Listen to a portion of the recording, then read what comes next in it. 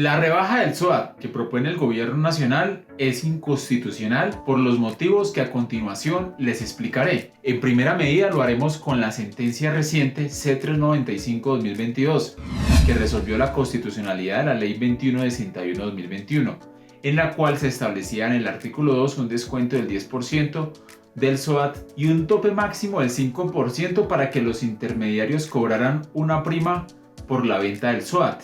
Pues la Corte, al evaluar la constitucionalidad de este artículo, determinó declarar inexequible lo referente al descuento del 10%, al igual que también declaró inexequible lo referido en el párrafo 3, que establecía que a partir del 2022 las compañías aseguradoras reconocerían un máximo del 5% de las primas mensuales emitidas por cargos de intermediación por venta del SOAT. Recordemos, haciendo un paréntesis hasta acá, que este parágrafo 3 fue el que generó toda la crisis del SOAT, que conllevó a que muchos establecimientos dejaran de vender este seguro, porque ahora solo podrían cobrar como cuota máxima del 5%, y entonces ya no era rentable para ellos. Antes conseguía uno el SOAT en una estación de gasolina, en una droguería, hasta en un carro de perros calientes callejero.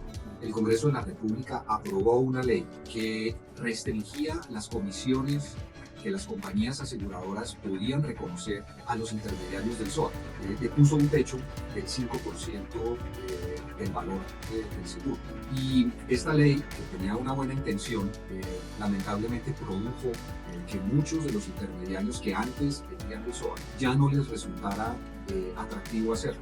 Esta decisión de declarar inconstitucional los apartes mencionados, que establecían un descuento del 10% y un tope máximo del 5% por parte de los intermediarios o vendedores del SOAT, se llevó a cabo porque el máximo tribunal constitucional concluyó que la materia del SOAT está en general reservada a la ley marco, y en esa ocasión lo hicieron a través de una ley general de iniciativa del propio Congreso, pues el SOAT cumple con los criterios indicados por la jurisprudencia constitucional para clasificar una actividad como aseguradora, en los términos previstos en el artículo 150 numeral 19 literal D de la Constitución. Este numeral 19 del artículo 150 determina cuáles son las leyes que son de iniciativa del propio gobierno, no del Congreso. En este caso, la Corte consideró que la norma cuestionada contenía ciertas regulaciones específicas al prever un descuento del 10% por única vez en la prima del SOAT en determinados supuestos, y al fijar un tope máximo del 5% a los cargos de intermediación por venta del SOAT. Entonces, como han visto, en esa ocasión fue el Congreso que reglamentó a través de una ley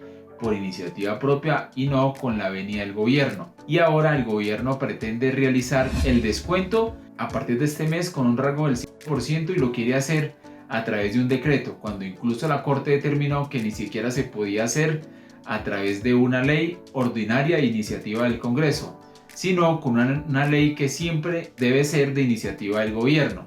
Entonces, pretender hacerlo a través de un decreto que, como saben, su jerarquía es menor que el de una ley, seguramente será declarado inconstitucional. Fuera de este argumento, las contribuciones que se hagan al Estado están reguladas por principios de obligatorio cumplimiento, como por ejemplo el principio de equidad. Y en este caso, este descuento operará para un grupo selecto de personas, sin justificación alguna, pues los beneficiarios serán los propietarios de ciertos tipos de motocicletas. Cuando hablo sin justificación alguna, quiero decir que cuando el Estado va a otorgar beneficios económicos lo debe hacer teniendo en cuenta, por ejemplo, principios como el de discriminación positiva, que puede beneficiar a ciertas personas dadas las siguientes condiciones y principios, como por ejemplo, principio de satisfacción de las necesidades. Este principio trata sobre la justificación de dar un tratamiento diferente a una persona que tiene una necesidad que satisfacer.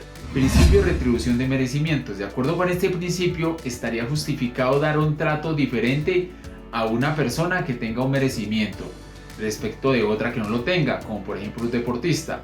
Principio de reconocimiento de aptitudes. De acuerdo con este principio, sería legítimo dar un diferenciado a una persona que tuviera ciertos rasgos o características predominantes innatas respecto de otra que no las tuviera, como por ejemplo la persona que saca el mejor promedio del IFES. Principio de consideración de estatus. Según este principio, sería legítimo dar un trato diferente, más positivo, a una persona que tenga un cierto estatus en relación con la otra que no lo tenga. como las personas que están en situación de pobreza extrema. Entonces yo me pregunto, ¿los propietarios de las motocicletas están clasificados en algunos de estos principios como beneficiarios?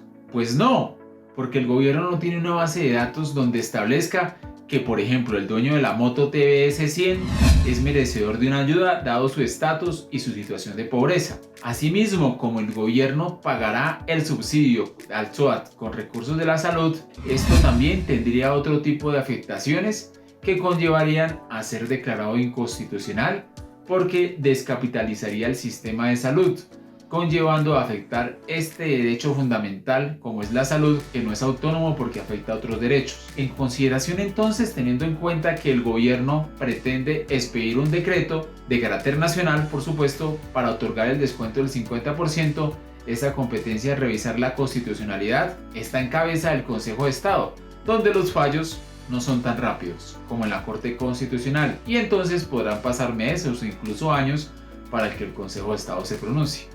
Buen día, hasta una próxima oportunidad.